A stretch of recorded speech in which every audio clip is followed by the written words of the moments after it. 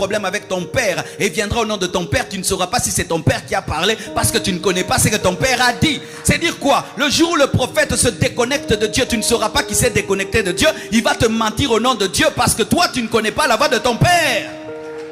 C'est pourquoi le ministère prophétique dans le Nouveau Testament n'est pas un ministère de direction mais de confirmation. Ah oui, c'est un ministère de confirmation du dialogue. De confirmation du dialogue, pas de direction. Pourquoi? Parce que le ministère prophétique, s'il devient un ministère de direction, nous n'avons plus à chercher le dialogue, mais nous avons besoin de chercher les prophètes. Alors qu'aujourd'hui, tous, nous avons le Saint-Esprit et chacun peut écouter Dieu pour lui-même. Chacun peut écouter Dieu pour lui-même.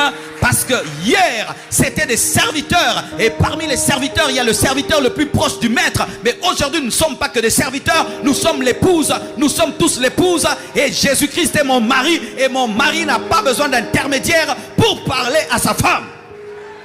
Donne-moi un amen. Regarde, toi qui tout le temps es derrière les prophètes. Dieu a dit quoi? Dieu a dit quoi? Tu ne sais pas écouter Dieu.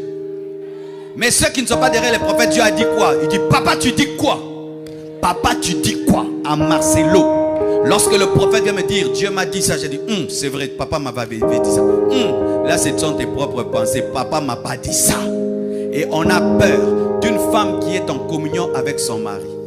Mais une femme qui est séparée de son mari, on peut lui dire, ton mari avait dit, c'est vrai, ton mari avait dit. Mais une femme qui est en communion avec son mari, tu vas lui dire, ton mari avait dit. Dialoguer, frère. Dialoguer. Et dialoguer. Et dialoguer. Regarde ceci.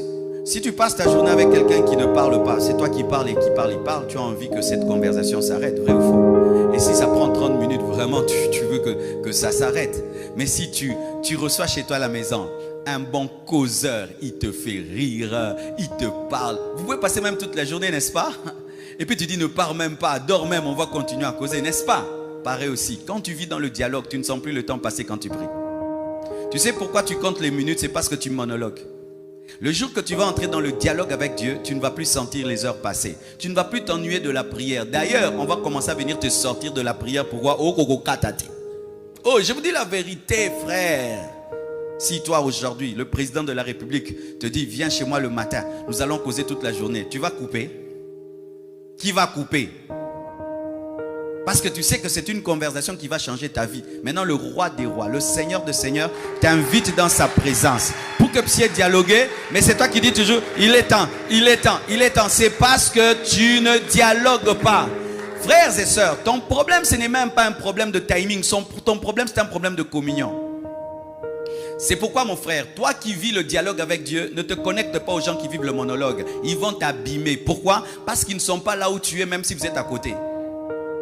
Ce n'est pas parce que vos chaises sont côte à côte que vos dimensions sont côte à côte. Oui, tu peux être à côté de moi, toi tu es au parvis, moi je suis au lieu très saint, frère. C'est pourquoi quand tu pries, frère, et toi tu as un moteur spirituel qui fonctionne, ne regarde pas ce voisin qui a besoin de 30 minutes pour entrer. Toi tu dis amen, tu entres, ne le suis pas. Car certains, ils commencent à entrer dans la présence de Dieu au milieu de la prédication. Mais d'autres, c'est seulement quand on dit frères et sœurs, quand seulement on donne le communiqué, la présence. Mais toi, c'est maintenant que tu viens d'entrer, non? Vrai ou faux, hein? C'est maintenant, non? Même quand on chantait là, je veux, tu n'étais pas là. Dans ta présence, tu n'étais pas là. Toi, tu viens d'entrer seulement dans la prédication. Toi, Dieu commence à te parler seulement maintenant, non? Hein? Mais un autre seulement quand seulement on chantait, Dieu lui parlait, Dieu lui parlait, Dieu lui parlait, Dieu lui parlait. Maintenant une telle personne, vous allez vous dire en retraite, elle va t'abîmer, elle va t'abîmer. C'est pourquoi dans les églises, moi je conseille ceci, qu'il y ait toujours des moments où on prie ensemble et des moments aussi chacun se retire dans son coin. Pourquoi? Chacun son appétit spirituel et sa communion avec Dieu. Je risque de me brancher à quelqu'un qui a une fuite d'air spirituel, une prise d'air spirituel. Des fois, frère, tu es en train de regarder ce voisin lourdeau là et tu te connectes à lui. Il n'a pas encore rencontré Dieu. Le jour qu'il rencontrera Dieu, il aimera plus que toi. Tu es en train de te connecter à un Saoul qui est en train de persécuter l'église. Alors que lorsqu'il aura la révélation, il va aimer Dieu plus que toi.